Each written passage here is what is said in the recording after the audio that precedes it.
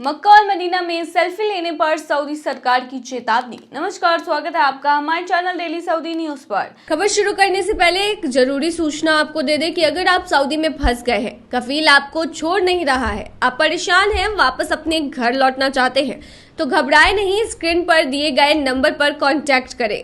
इनका नाम अहमद अली है। ये आपको कानूनी प्रक्रियाओं के तहत महज 3 से 4 दिन के अंदर ही खरूज लगाकर सऊदी से फाइनल एग्जिट कराकर आपको सही सलामत अपने देश पहुंचा देंगे।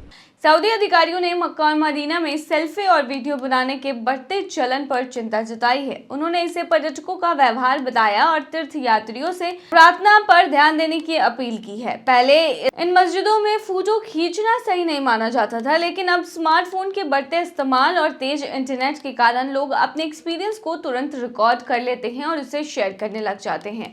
हज और उम्रा के दौरान काबा, सफा, मरवा और मदीना के मस्जिद के हरे गुंबद के सामने फोटो लेना आम हो गया है। हालांकि तवाफ यानी कि काबा की परिक्रमा और अन्य इबादत के दौरान फोटो खींचने से दूसरों को दिक्कत होती है। कई धार्मिक विद्वान इसे इबादत से ध्यान भटकाने वाला और पाक स्थलों की गरिमा के खिलाफ मानते हैं। सऊदी सरकार पहले भी तीर्थयात्रियों से अपील कर चुकी है कि वो प्रार्थना में ध्यान लगाएं और फोटोग्राफी से बचें। खास तौर पर बिना इजाजत किसी और की तस्वीरें खींचना कानून के खिलाफ है। सऊदी अरब के साइबर कानून के तहत किसी की प्राइवेसी का उल्लंघन करने वाली तस्वीरें खींचना और शेयर करना अपराध है।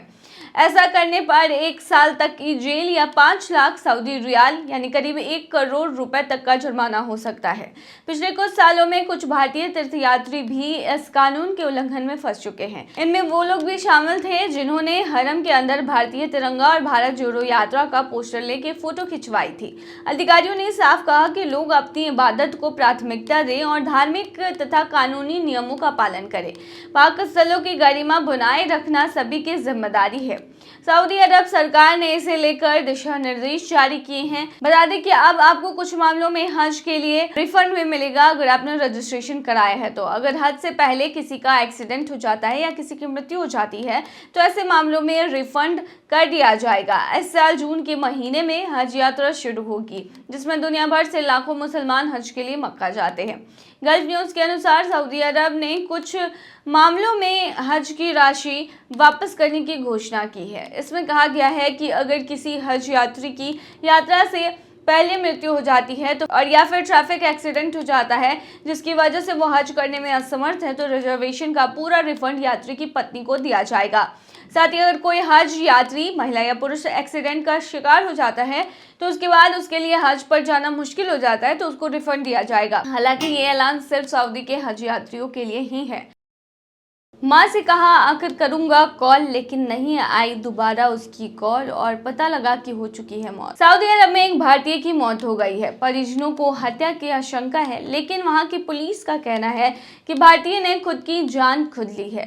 जमशेदपुर के मानोगो के ओल्ड पुरुलिया रोड स्थित कबीर कॉलोनी के रहने वाले कबीर मेमोरियल उर्दू स्कूल के पूर्व शिक्षक स्वर्गीय मुश्ताक अहमद के बेटे असफ अहमद की सऊदी अरब में मौत हो गई है। वह 28 वर्ष के थे और सऊदी अरब के शहर अल-कासिम में रहते थे और वहीं की एक कंपनी में स्टोर कीपर का काम करते थे। असाब के परिजनों ने बताया है कि उसने 21 फरवरी को अपनी मां से सुबह बात की थी और कहा था कि नमाज पढ़कर वापस कॉल करेंगे, लेकिन फिर कॉल नहीं आया। दिन भर के इंतजार के बाद उनके परिजनों ने शाम को उनके रूममेट से बात की, जिससे पता चलता है कि वह दोपहर को खाने के समय ही कहीं बाहर गए थे और फिर नहीं लौटे। इसके बाद औसाफ के छोटे भाई अल्ताफ अहमद जो सऊदी अरब में रहते थे, उन्होंने पता लगाया और किसी तरह कंपनी तक पहुंचे।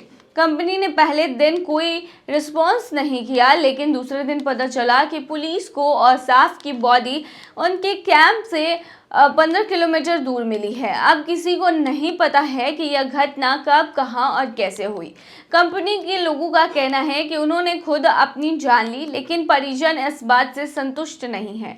औसाफ के बड़े भाई अशफाक का कहना है कि उनकी हत्या की गई है और वे इसकी उच्च स्तरीय जांच की मांग कर रहे हैं। परिजनों ने बताया है कि वे अपने बेटे को आखिर इंसाफ दिलाने के लिए क्या करें यह समझ नहीं पा रहे हैं। फिलहाल वे चाहते हैं हैं कि उसके शव को भारत लाया जाए और इसकी जांच भी कराई जाए।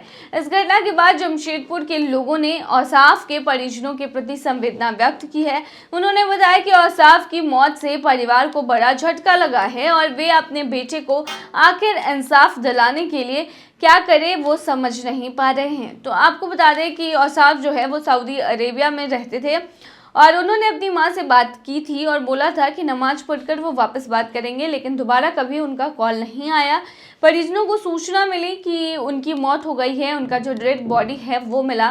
परिवार को यह अंदेशा है, परिवार को ये शंका है कि हो ना हो किसी ने उनकी हत्या की है, लेकिन वहाँ की जो पुलिस है वो ये कह रही है कि उन्होंने खुद की जान खुद ही ली है। बता दें कि जब भी इस तरीके का केस होता है तो बॉडी आने में वक्त लगता है। तो ये थी तमाम जानकारी। बनी रही ऐसी तमाम खबरों के लिए डेली सऊदी न्यूज़ पर।